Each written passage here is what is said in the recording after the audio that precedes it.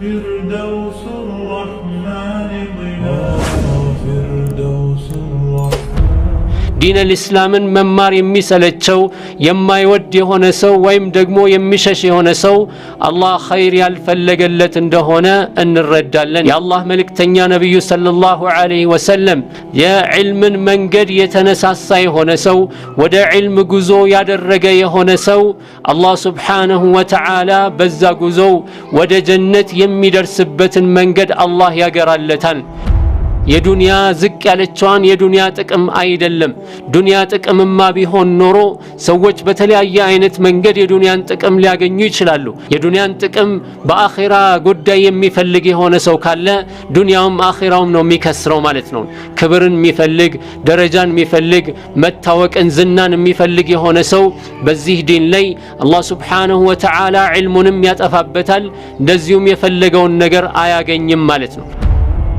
سنتنا سنت سوّت شالو طلب العلم يلفالو حفظن يلفوبتال يسموت النجر لما حفظ يمكرالو نجر جن من ما يازلاتهم يزيه بتشنياونا يمجمرياو سببو يمجمرياو سبب من دنو معصيانون الله سبحانه وتعالى مجزات نور نو يه معصيانو معصيا دقمو كنور قاربرو يمهد ايدلم مكنياتهم معصيا الله سبحانه وتعالى ما مست الا ما نونا مالت بسم الله الرحمن الرحيم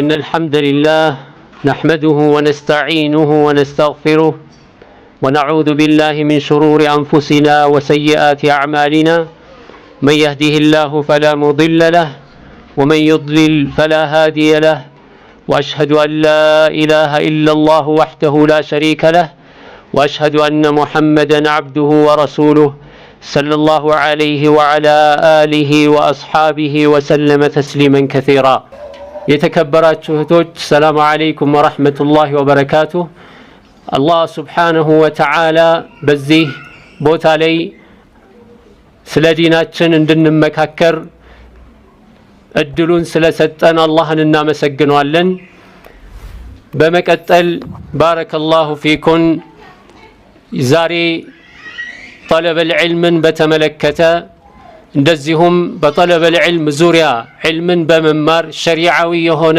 علم መማር ያለውን ትሩፋትና እንደዚሁም መመካከር ያለብን በዚህ ዙሪያ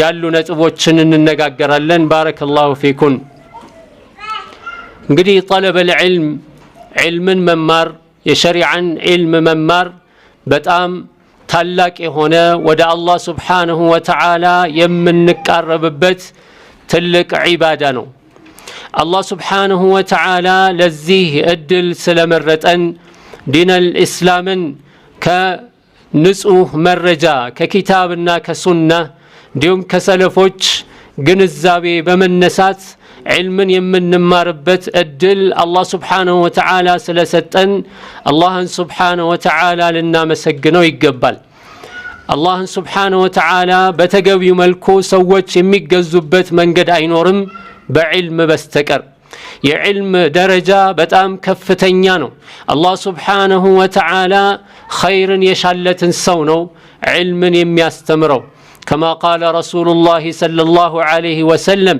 من يريد الله به خيرا يفقه في الدين الله سبحانه وتعالى لسو خير يشالتن سو أوقتن بدين لي يتألك أوقتن ياسجنزبوال يدينن جنزابي يسات أوال آلو قدي الله سبحانه وتعالى يهنن درجة سلستن الله لنا مسجنو يمي قبو كزي حديث راسو يمن الردو نقرال يوم نبي صلى الله عليه وسلم الله خير يشالتن سو يدينن أوقات يتألك أوقات يسات أوال سيلو الله خير يالشالت سونو جاهل ميهونو مالت كطلب العلم يمششو الله خير يالفلقلت سونو مالت دين الإسلام ممار يمسلتشو يما يودي هنا سو ويم دقمو يمششي هنا سو الله خير يالفلقلت عنده هنا أن الردالن يا الله ملك تنيا نبي صلى الله عليه وسلم من سلك طريقا يلتمس فيه علما سهل الله له به طريقا إلى الجنة የዕልምን መንገድ የተነሳሳ የሆነ ሰው ወደ ዕልም ጉዞ ያደረገ የሆነ ሰው አላህ ሱብሓነሁ ወተዓላ በዛ ጉዞው ወደ ጀነት የሚደርስበትን መንገድ አላህ ያገራለታል። የጀነት መንገድን መጓዝ ነው ለዕልም ጥረት ማድረግ። ዕልም ታላቅ ክብር ያለው ነው በሸሪዓ። ዕልም ሸሪዓ አላህ ሱብሓነሁ ወተዓላ ዘንድ ተወዳጅ ነው። አላህ ሱብሓነሁ ወተዓላ ነቢዩን ሰለላሁ ዐለይሂ ወሰለም ጨምርልኝ ብለህ ጠይቅ ብሎ የነገራቸው ያዘዛቸው ነገር ቢኖር ዕልም ነው።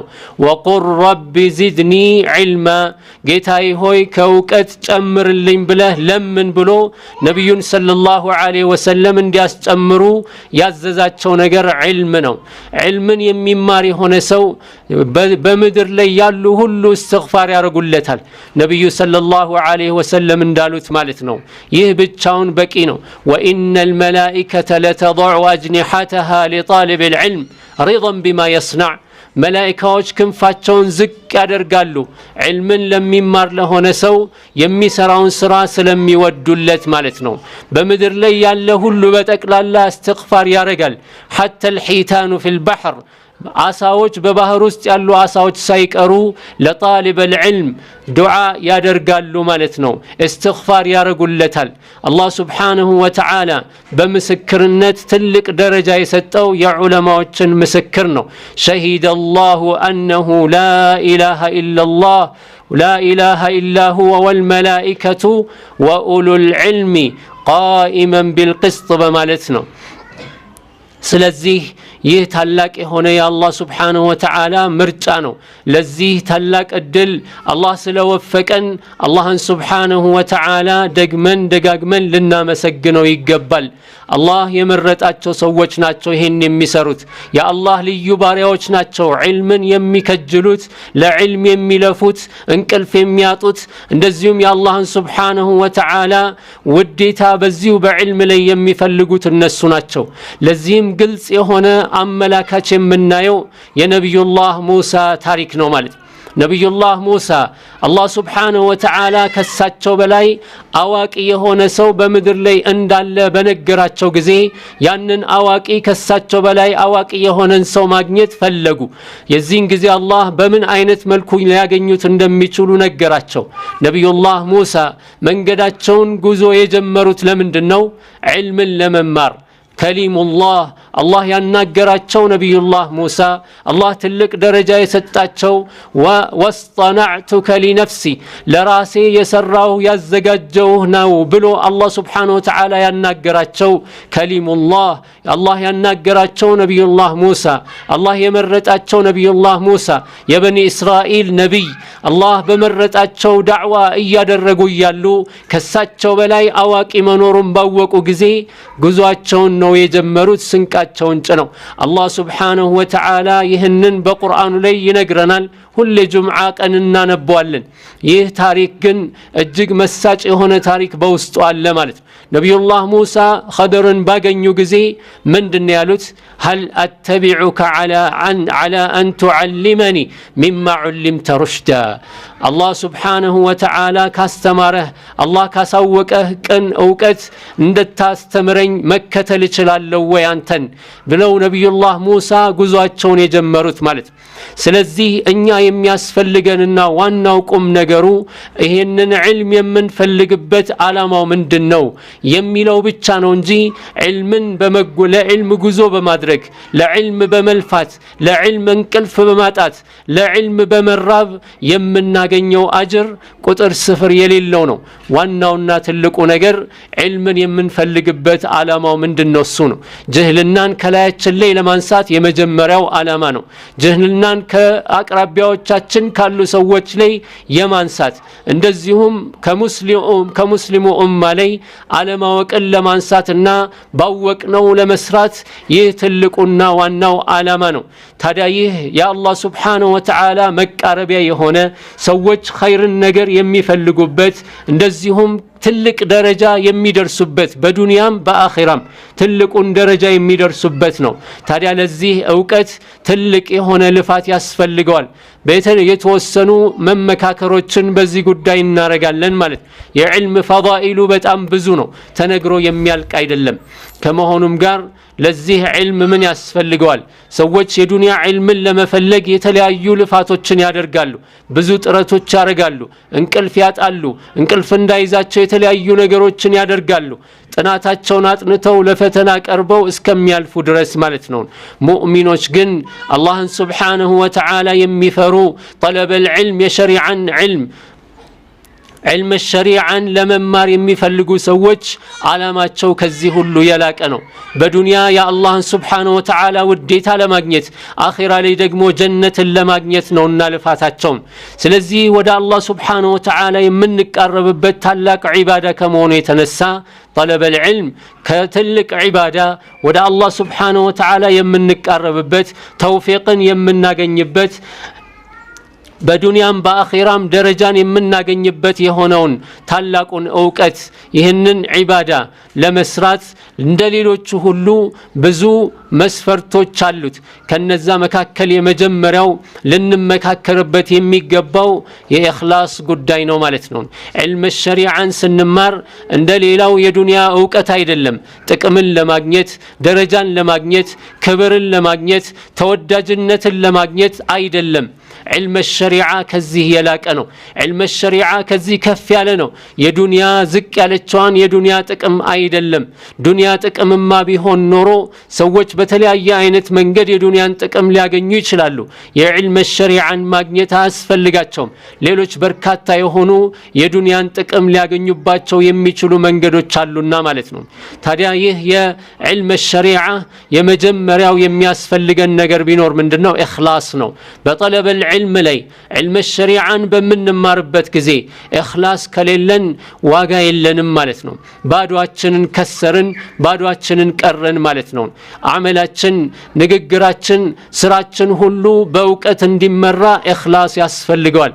ያለ ኢኽላስ የሚሰራ ስራ ባዶ ነው የሚሆነው። ወቀዲምና ኢላ ማ ዓሚሉ ሚን ዓመሊን ፈጀዐልናሁ ሀባአን መንሱራ እንዳለውን የበነነ አቧራ ነው የምናረገውን። ወማ ኡሚሩ ኢላ ሊያዕቡዱ ላህ ሙኽሊሲነ ለሁ ዲነ ሑነፋ አልታዘዙም አላህን ሱብሓነሁ ወተዓላ ዒባዳን ለሱ ብቻ ጥርት አድርገው እንዲገዙት እንጂ።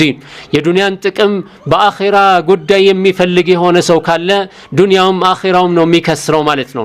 ክብርን የሚፈልግ ደረጃን የሚፈልግ መታወቅን ዝናን የሚፈልግ የሆነ ሰው በዚህ ዲን ላይ አላህ ሱብሓነሁ ወተዓላ ዕልሙንም ያጠፋበታል፣ እንደዚሁም የፈለገውን ነገር አያገኝም ማለት ነው።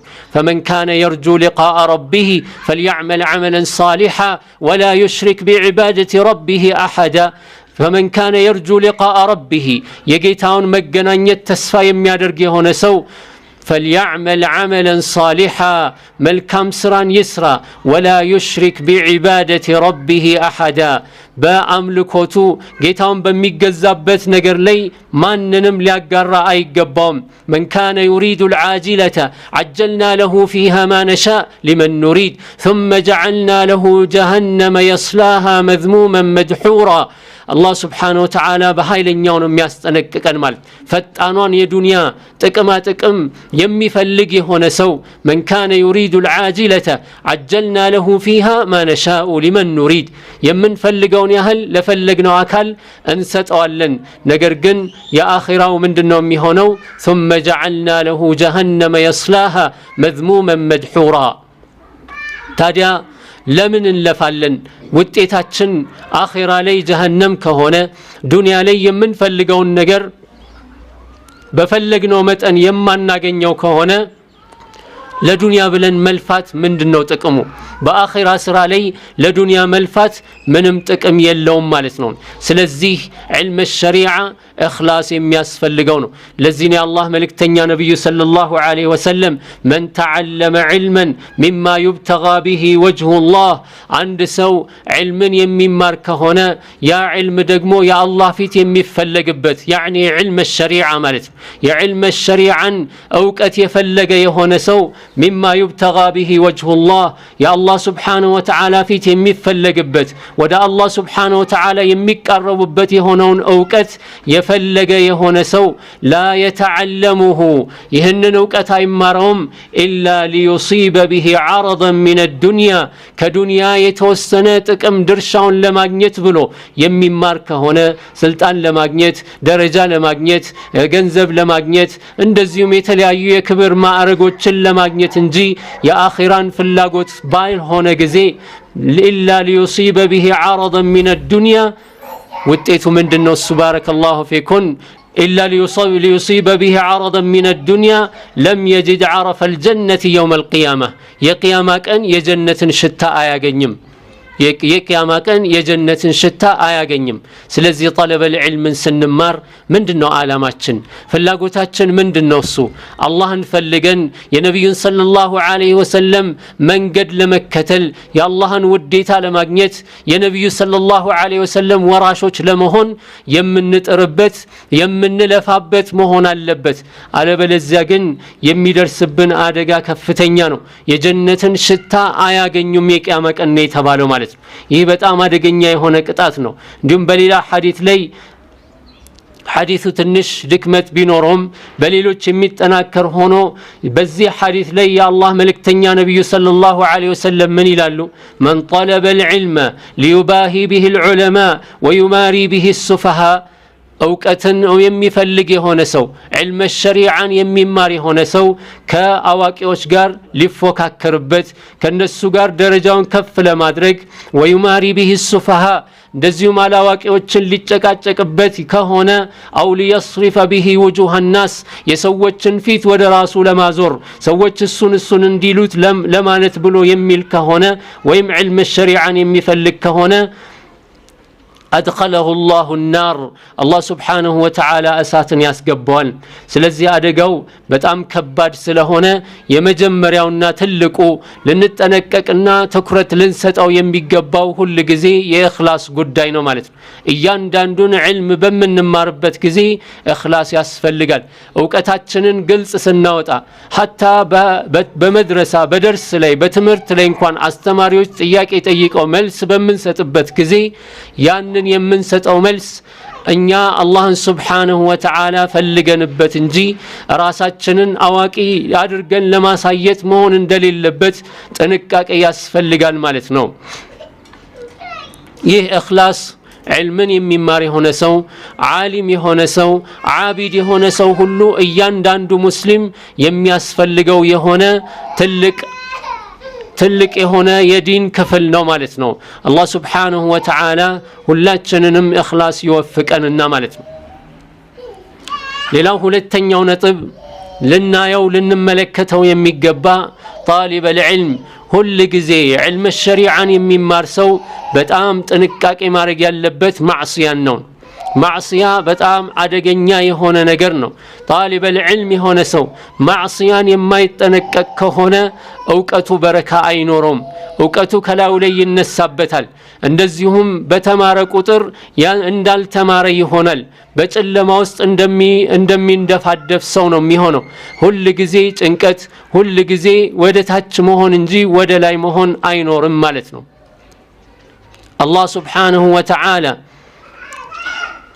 ይሄንን علم እንድንማር የሚያዘን ለምንድነው እሱ አላህን Subhanahu Wa Ta'ala ልንፈራበት ነው ወደ አላህ Subhanahu Wa Ta'ala ልንቀርብበት ነው እንጂ ከአላህ ልንርቅበት አይደለም ማዕሲያ በጣም አደገኛ የሆነ ነገር ነው ማዕሲያ ከአላህ Subhanahu Wa Ta'ala ያርቃል ወደ ለጥመት ይዳርጋል አላህም Subhanahu Wa Ta'ala ይሄን ሲያስጠነቅቀን ነው እንግዲህ ስለ ነብዩላህ አደም ራሱ ሲነግረን ምንድነው ያለው አላህ Subhanahu Wa Ta'ala ጀነት ውስጥ ካስገባው በኋላ ይሄንን ይህችን ዛፍ እንዳትነካ ብሎ ሲለው ተሳሳተ ነብዩላህ አደም የዛን ጊዜ አላህ ምንድነው ያለው فعصى آدم ربه فغوى አደም ጌታውን አመፀ እንደዚሁም ተሳሳተ አለ አላህ Subhanahu Wa Ta'ala የጥፋት ሰው ሆነ ነገር ግን ሰዎች ጥፋታቸውን አይተው አውቀው በተመለሱ ቁጥር አላህ Subhanahu Wa Ta'ala ተውበታቸውን ይቀበላቸዋል ثم اجتباه ربه فتاب عليه وهدى እንዳለው ማዕሲያ ውስጥ طلب العلم ላይ ያለን ማዕሲያ ውስጥ ምን ገባ ከሆነ ቶሎ ወደ አላህ Subhanahu Wa Ta'ala ተውበት አድርገን መመለስ አለብን አላህ Subhanahu Wa Ta'ala ከመረጣቸው እንድንሆን ማለት ነው ስለዚህ طالب العلم በነፍሳቸው ላይ طلاب العلم በነፍሳቸው ላይ ሊፈሩ የሚገባው ማዕሲያን ነው ማዕሲያ ዒልምን እንዳያካብቱ ያደርጋል የዒልም አንዱ መጋረጃ ነውና ልንጠነቀቀው ይገባል የምንማረው ዕውቀት ከዚህ ማዕሲያ የማይገድበን ከሆነ የተማርነው ዲን ከዚህ የማይገድበን ከሆነ ምንም ዋጋ የለውም فاستقم كما أمرت ومن تاب معك እንዳለው አላህ Subhanahu Wa Ta'ala ማለት ቀጥ ማለት ከኛ ይጠበቃል እስቲቃማ በጣም ወሳኝነት አለው ማለት በማዕሲያ ሰበብ ብዙ አደጋዎች ይፈጠራሉ ማለት ነው طالب العلم የሆነ ሰው ኢማም الشافعي رحمه الله تعالى በطلب العلم ላይ ያሉ በጣም ዒልምን የመርሳት ችግር ነበረባቸውና ለሼኻቸው ስሞታን አቀረቡ ይባላል ከዚያ በኋላ መከሯቸው ኢማም الشافعي ያንን ሲናገሩ ምን ይላሉ شكوت الى وكيع سوء حفظي فارشدني الى ترك المعاصي وقال اعلم بان العلم نور ونور الله لا يؤتاه العاصي من قالوا امام الشافعي رحمه الله تعالى يا حفظي በጣም ስላስቸገረኝ የሕፍዜን መጥፎነት በማሐፈዘው ነገር ላይ አይጸናልኝምና ምንድነው ብዬ ስሞታዬን ለወኪዕ ነገርኩኛሉ ወደ ወኪዕ የሕፍዜን ክፋት ሕፍዜ መጥፎ ነው ሐፍዛለሁ አይቀመጥልኝም እታገላለሁ እለፋለሁ ብዙ ጊዜ ደጋግመዋለሁ ምንም አልጠቀምም ሕፍዙ ይጠፋብኛል ምንድነው ብዬ ጠየቅኩታል فارشدني الى ترك المعاصي معصيان اندتو مكرنيال معصيان اندتو تقومنيال وقال اعلم اوقالن بان العلم نور اوقت مالتكو برهان نو ونور الله يا الله برهان دغمو لا يؤتاه لعاص وانجلنيا يهونه سو لا يؤتاه لعاصي وانجلنيا لهونه سو አይሰጥም اوقتالو እውቀት ለወንጀለኛ ሰው ማዕሲያ ለሚሰራ ሰው የአላህ ኑር አይሰጠውም ስለዚህ ወንጀል በጣም አደገኛ የሆነ ነገር ነው ምናልባት ግልጽ የሆነ ሙሐረማት ውስጥ ላንገባ እንችላለን طلب العلم ላይ ሆነን ነገር ግን ለሌሎች ንቀት የምናደርግ ከሆነ ወይም ሌሎችን የምንንቅ ከሆነ ዝቅ አድርገን የምናያቸው ከሆነ የምናማቸው ከሆነ ጥላቻ በልባችን ውስጥ ካለ እነዚህ ሁሉ ማዕሲያ ናቸው ከዛም የከፉ ማዕሲያዎች አሉ በማንኛውም አይነት መልኩ ማዕሲያን ልንርቅና ልንጠነቀቅ ይገባል ያንን ካላደረግን አሁንም ቢሆን ዕውቀታችን ምናልባት የተወሰነ ልናውቅ እንችላለን ማዕሲያ ላይ ሆነን ግን ዕውቀትን የምናገኝ ከሆነ ይሄ የአላህ Subhanahu Wa Ta'ala ፈተና መሆኑን ልናውቅ ይገባል ወንጀል እየሰራን አላህን እያመጽን እንደገና ደግሞ ዕውቀታችን ሕፍዛችን የገራልን ከሆነ አላህ Subhanahu Wa Ta'ala እየፈተነን አላህ እየሞከረን ነው ወትሉ عليهم نبأ الذي آتيناه آياتنا فانسلخ منها فأتبعه الشيطان فكان من الغاوين ولو شئنا لرفعناه بها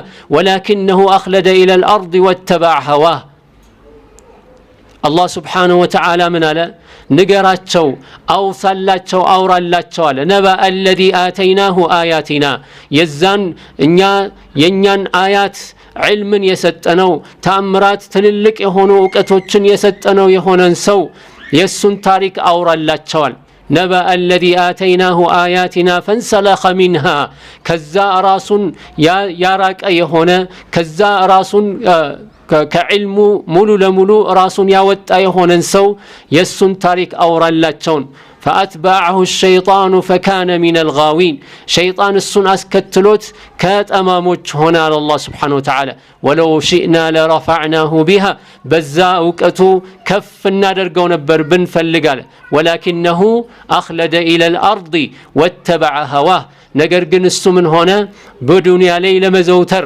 ወሰነ እንደዚሁም ዱንያን ብቻ አለ እንደዚሁም ስሜቱን ተከተለ ታዲያ የዱንያ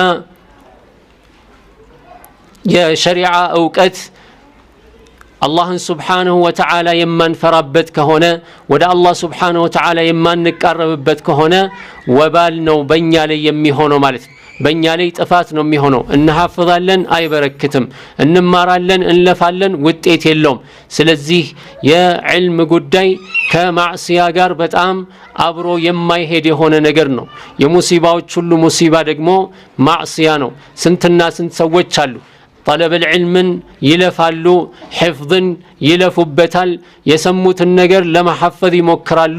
ነገር ግን ምንም አይያዝላቸውም። የዚህ ብቸኛውና የመጀመሪያው ሰበብ ምንድነው? ማዕሲያ ነው። አላህ ሱብሓነሁ ወተዓላን መገዛት ኑር ነው። ይህ ማዕሲያ ነው። ማዕሲያ ደግሞ ከኑር ጋር አብሮ የሚሄድ አይደለም።